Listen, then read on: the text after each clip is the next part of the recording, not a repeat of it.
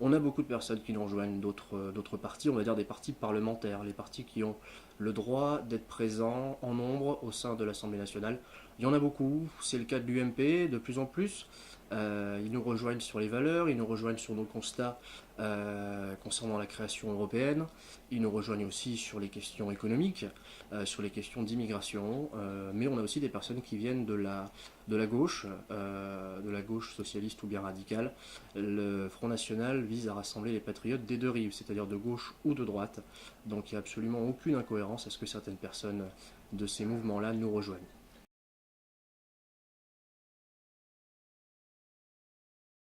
L'objectif, c'est vraiment d'incarner la seule force politique d'opposition à Gérard Collomb. Après, en termes d'élus, évidemment, on a l'intention d'entrer au conseil municipal.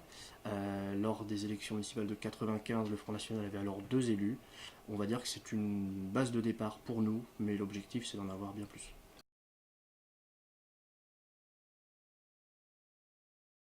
Michel Avare a été totalement absent et inaudible pendant ces 6 ans.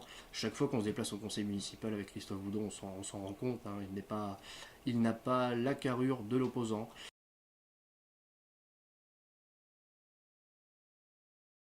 Des personnes comme Gérard Collomb, mais comme d'autres partout ailleurs en France, freinent un peu et empêchent justement les Français d'être représentés par cette nouvelle génération qui est là et qui n'attend qu'une chose, c'est de pouvoir s'exprimer aussi. Donc nous, on prend l'engagement, tous autant qu'on est au Front National, de ne pas cumuler les mandats dans l'exécutif, évidemment.